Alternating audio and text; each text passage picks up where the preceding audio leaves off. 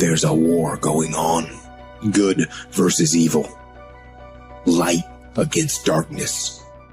Truth against lies.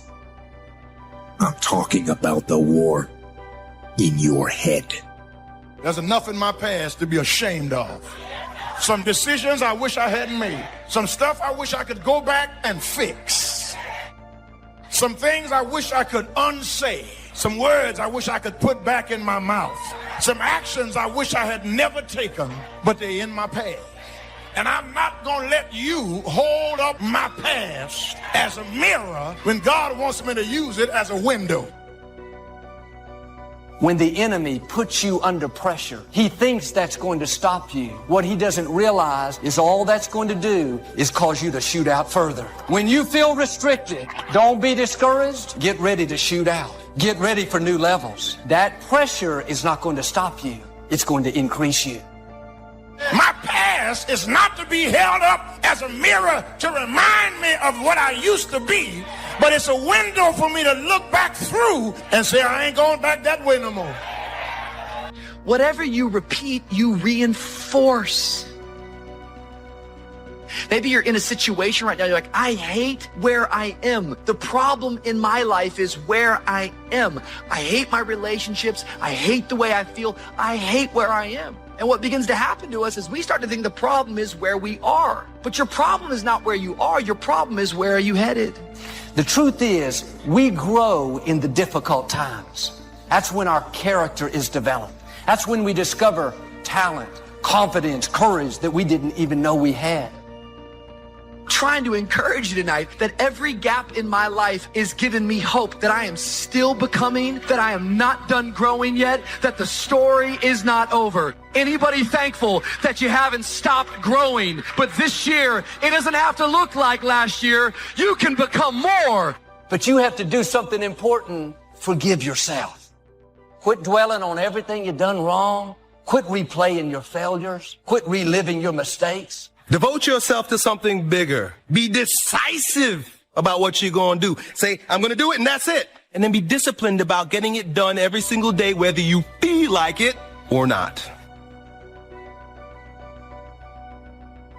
It works if you work it. Decide that you're going to start working on that dream. Now, there will be people that will criticize you. There will be people that won't see it for you. But I say to you, don't let them turn you around. Don't let nobody turn you around. That's key, because people will try and turn you around. That's real. Every hero you guys had was called an idiot, crazy, a loser. You must break society's status quo. Status quo is normality. It's alive but not living. It's death on a stick, guys. The belief of the individual can overcome thousands of followers. One person with a belief overrides thousands of people with just intent. Can actually change the direction of your life. Life is not designed where you just wake up and see how it go and you react. You actually have a say-so. You have a determining voice into where your life can go. See, life is 10% what happens to you. It's 90% what you do about it. See, you get tripped out because you got dirt on you. But you need dirt on you to develop, because dirt ain't just dirt. Dirt is fertilizer. Dirt gives you the strength for your seed to push through. See, you got to have dirt on you to push through something. Safety, comfort zones are dead zones because your true potential will never be matched, guys. See, you get mad when haters come your way. You get mad because you get a setback. You get mad because you get a detour. That's just dirt. You get mad because they talking about you. That's dirt. You got to have dirt on you to grow into what God got for you. Quit tripping. Every day is a new day, a new week, a new shot at life. An opportunity to come out of the gate like a man possessed and attack the day without mercy. Today, I'm taking scalps. I'm putting the pressure on. I am the aggressor. I am on the attack. Because I will not stop. Where the mind goes, the man follows. If you don't like your life, Go home, have a meeting with yourself, and think about what you have been thinking about. Instead of blaming it on everything else, have a meeting with yourself and just ask yourself if it's time for you to get rid of your stinking thinking. Amen. Life goes on. You have to keep living. Life goes on. I've watched people allow a failure in their life, then produce fear in them. Fear is not just an emotion. Fear is a spirit. When a person has a spirit of fear, they're scared of everything. They're scared of the dark. They're scared to be alone. They just have unreasonable, ungrounded fears. That spirit of fear will paralyze your life. It'll stop your movement, and you're designed to keep it moving. Be ready for tomorrow by doing all that you can today. Set a goal that will make you stretch for what it will make of you to achieve it. What an all-encompassing challenge to have a better vision of the future, to see what it will make of you to achieve it. The greatest value in life is not what you get. The greatest value in life is what you become. It's not what you get that makes you valuable. It's what you become that makes you valuable. Set the kind of goals that will make something of you to achieve them. So there you have the two components of positive self-direction. Self-knowledge, knowing who you are and what you want to do with your life. And number two, self-preparation, getting ready for the opportunities before they come your way. Being ready, being worthy, becoming the person you need to be in pursuit of what you want. Do as much planning as you can. Dig in and plan every detail that you can plan. The most important part of a plan, the thing that makes a plan the most effective, is its flexibility. And making a plan that is so flexible that when you do the actual operation and you come up against unexpected things, which are absolutely going to happen, you have the flexibility, you have options, you have contingency plans to deal with. Most people, in order to feel significant, make things really complex so they feel like they're really unique and special. But complexity is the enemy of execution. The more complex you make it, the more likely you are not going to follow through. So plan as much as you can. But the problem is, with all that emphasis on planning, sometimes people become obsessed with planning. And they don't want to execute. And if they do execute, they execute late. They miss their opportunity. That's why Patton said a good plan, violently executed now, is better than a perfect plan executed next week. Come up with a good plan. Don't come up with a perfect plan that takes you 2 weeks to come up with. That's not going to help you.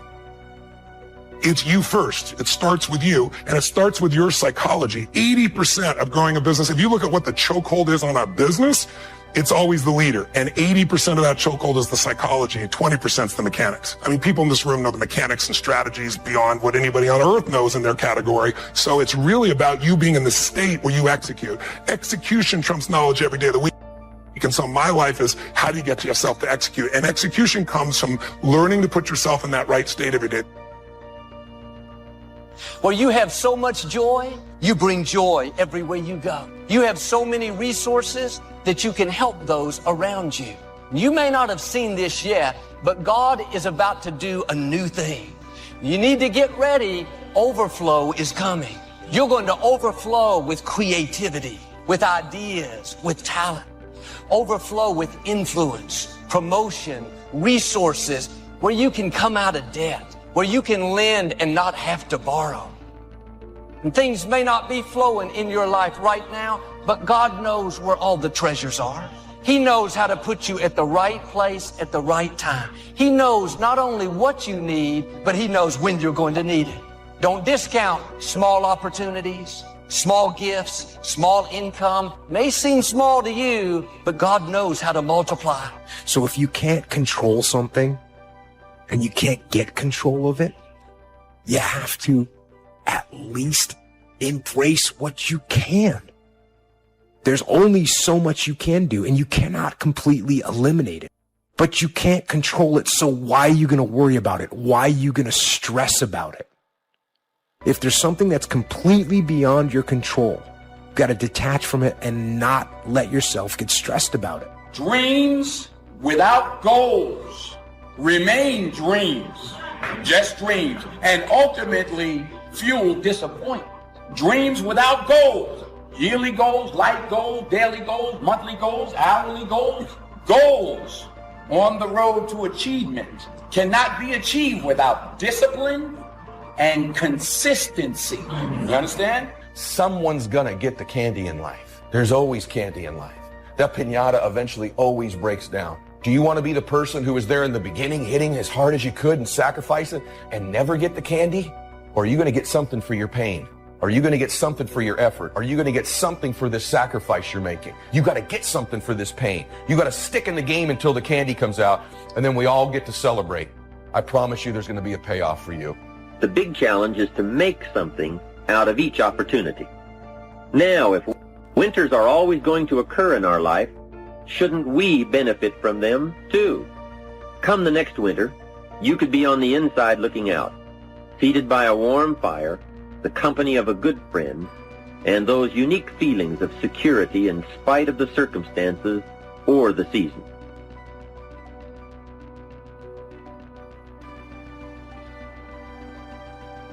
What force has the greatest influence on us? It is the freedom to choose. What changes our whole life is action. Why don't we take action? Fear. What do we got to do to get ourselves to do it? We got to make sure that we push ourselves through it by making a decision. The point in which change happens is a decision. People go, what does it take to change? Decide. You go, oh, that sounds so simple. So basically, it was that easy. You'd already done it, Mr. Robbins. No, it is that easy, and you're still not doing it because you are not putting yourself in a state to decide. See, a real decision is not like a preference. It's not like where you say, I'll try it and see. That's not a decision.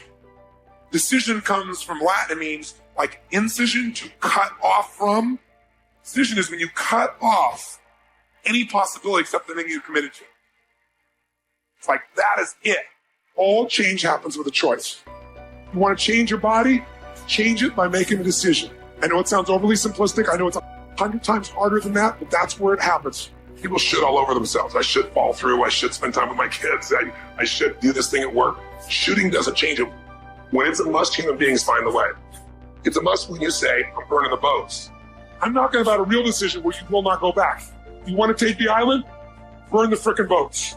You have to be honest with yourself and truthful with yourself. And I think a lot of times what it is for me, I was expecting things from people that I wasn't giving to people.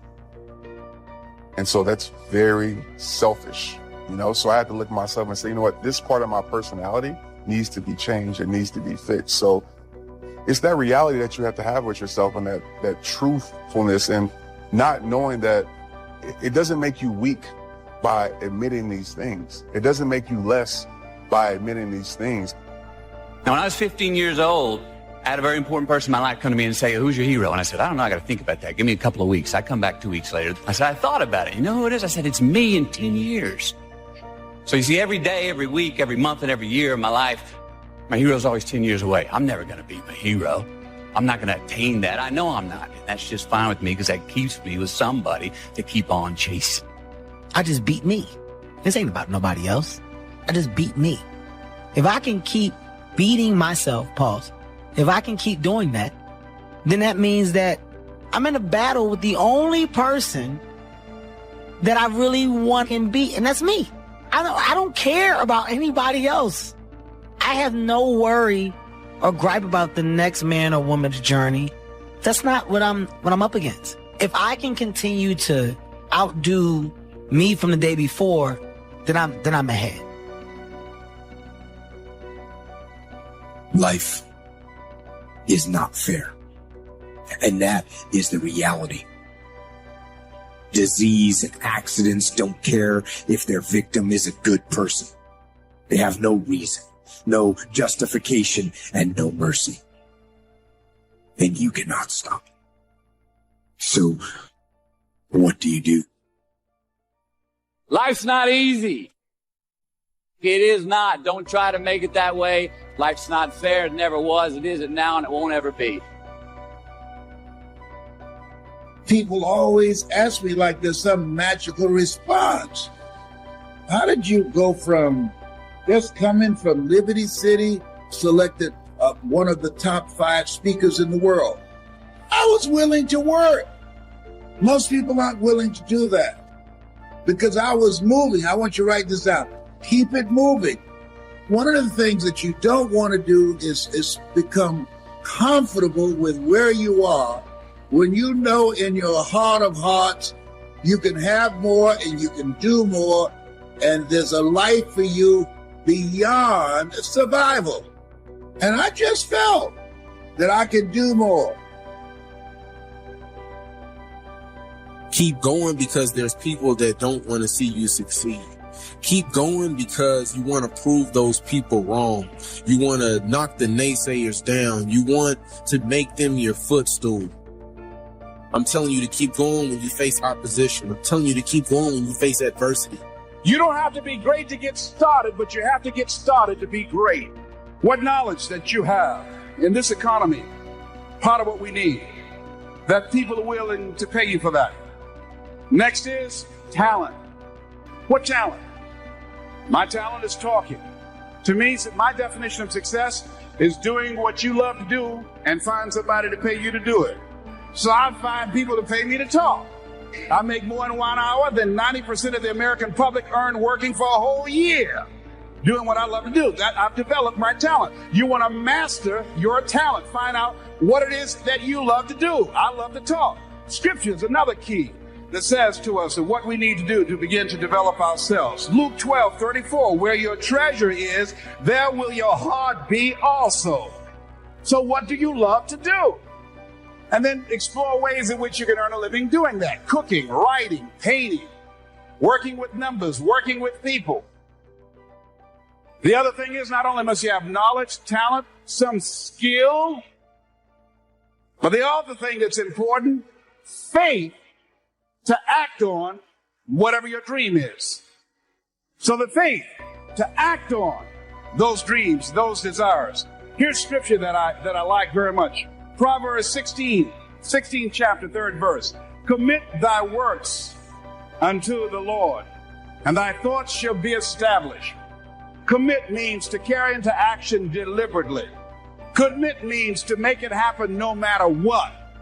See, when you make a commitment, I'm going to become wealthy. When you make it important, when you decide I'm going to do it no matter what, life changes for you. See, most people don't keep their commitments to their commitments. That's why they lead lives of poverty, lives of misery, lives of unhappiness. There's nothing that comes out of quitting besides knowing that you didn't finish. We finish everything. You start it, finish it. When I pick it up and say I'm going to start it, I got to finish it. It all don't work. It all ain't the best. It all ain't knocked out the park. But I walk away saying I finished it. I did it. What's at the core of achieving the good life? The major key to the good life. The major key is not in learning how to set goals. It is not in learning how to better manage your time. It is not in mastering the attributes of leadership. Every day in 1,000 different ways, we are trying to improve ourselves by learning how to do things. We spend a lifetime gathering knowledge in classrooms, in textbooks, in experiences. Now, if knowledge is power, if knowledge is the forerunner to success, then why do we fall short of our objectives?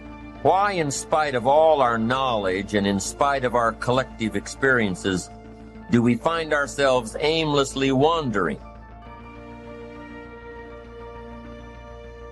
settling for a life of existence rather than a life of substance? While there may be many answers to this question, the fundamental answer is the absence of discipline. Applying all that we know. That's the key word, discipline. Self-discipline. We might add one more word here, consistent. Consistent self-discipline. Better than knowledge is applied knowledge. And once we've applied our knowledge, we must study the results of that process. Apply our knowledge, study the results. Refine our approach. Finally, by trying and observing and refining and trying again, our knowledge will inevitably produce worthy results. admirable results. And with the joy and results of our efforts, we continue to apply, to learn, to observe, to fuel our ambition with the positive reinforcement of continued progress. Pretty soon, we'll find that we're swept into a spiral of achievement, a vertical rise to success. But for this whole process to work for us, we must first master the art of discipline, self-discipline, consistent self-discipline. How often do we procrastinate? How often do we say stuff like, yeah, I really should do that. I don't know. I guess I'm just lazy. We have a problem with too many choices, too many options, and not following through on any of them. Socrates said the uncommitted life isn't worth living. So part of what you must do, whatever commitment, whatever covenant you make with God while you're here, to go back to be a better father, to go back to make a difference in the community, to go back to change your life, to decide not to ever to use drugs or alcohol again, to decide that you're going to begin to recreate yourself, that you're going to be reborn to a new state of consciousness. Whatever commitment that you make, keep your commitment to your commitment. No matter what. If it's hard, then do it hard. Or keep your commitment to your commitment. First step is you got to live your calling. You got to decide what is it you love. Second thing is you got to work on yourself.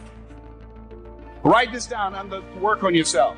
You don't get in life what you want, you get in life what you are.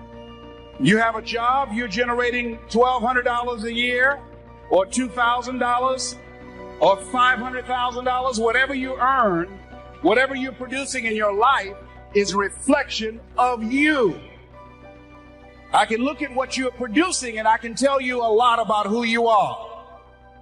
See, when you leave here, you've got to make a commitment to be more fruitful, to be more productive, to make greater impact. So what will allow you to do that? You got to spend time working on yourself. It takes consistent self-discipline to master the art of setting goals, to master the art of time management, to master the art of leadership, to master the art of parenting and relationships. If we don't make consistent self-discipline part of our daily lives, the results we seek will be sporadic and elusive. It takes a consistent effort to truly manage our valuable time, or we'll be consistently frustrated. It takes discipline to conquer the nagging voices in our minds, the fear of failure, the fear of success, the fear of poverty, the fear of a broken heart. It takes discipline to keep trying when that nagging voice within us brings up the possibility of failure. It takes discipline to admit our errors and recognize our limitations. The voice of the human ego speaks to all of us. Sometimes the voice of ego says that we should magnify our value beyond our results. It leads us to exaggerate, to not be totally honest. It takes discipline to be totally honest, both with ourselves and with others. Be certain of one thing: every exaggeration of the truth, once detected by others, destroys our credibility and makes all that we say and do suspect. As soon as a business colleague figures out that we tend to exaggerate, guess what? They'll always think we exaggerate, and they'll never quite hold us in the same regard again. Never. It takes discipline to change a habit, because habits are formed a little bit each day, every day, every day. Once habits are formed, they act like a giant cable.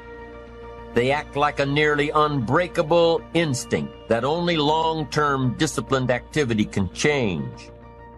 We must unweave every strand of the cable of habits slowly and methodically until the cable that once held us in bondage becomes nothing more than scattered strands of wire. It takes the consistent application of a new discipline, a more desirable one, to overcome one which is less desirable.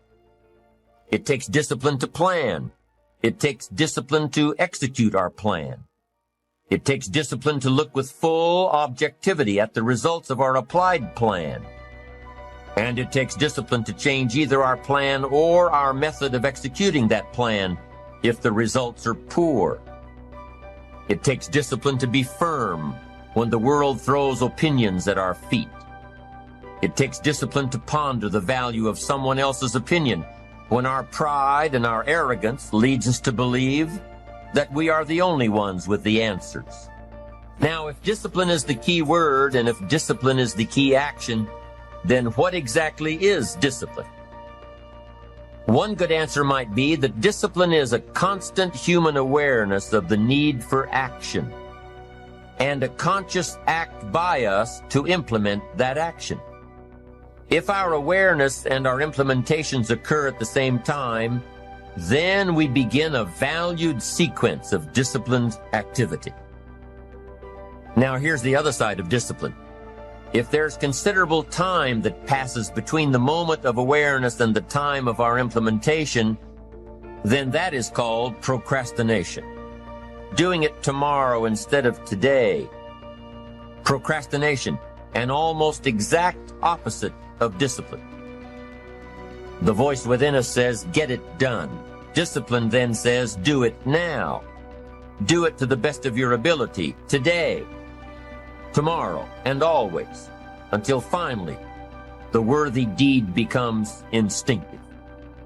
Procrastination says later, tomorrow, whenever I get a chance. In every circumstance we face, we are constantly presented with these two choices. Do it now or do it later. Discipline and procrastination. A choice between a disciplined existence bearing the fruit of achievement and contentment, or procrastination, the easy life for which the future will bear no fruit, only the bare branches of mediocrity.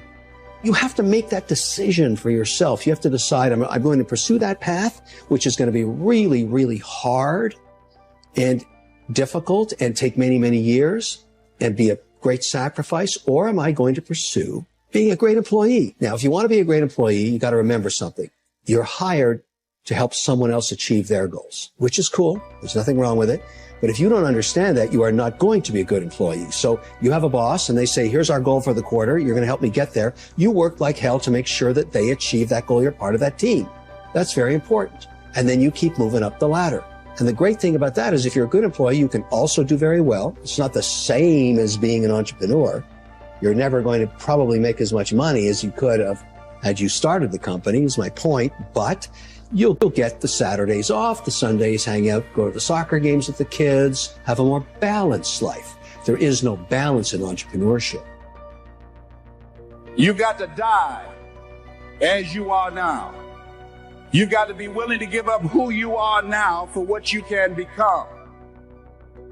Certain things will no longer fit into your life. There's no place for it. In order to do something you've never done, you've got to be someone you've never been. So you've got to spend serious time reading, writing your goals down, reading scripture, anchoring yourself spiritually to handle the storms of life, because they're going to come. So every day you have to sell yourself and get out of your mind those old thoughts, that old belief system. Every day you've got to sell yourself on that it's possible. But you got to put a new mind in you. You got to get out of your mind. You got to begin to restructure your thinking. Every day, you got to begin to recondition your mind. See, let me share something with you. The easiest thing I've ever done was to earn $1 million. The most difficult thing I've ever done was to believe it could happen to me.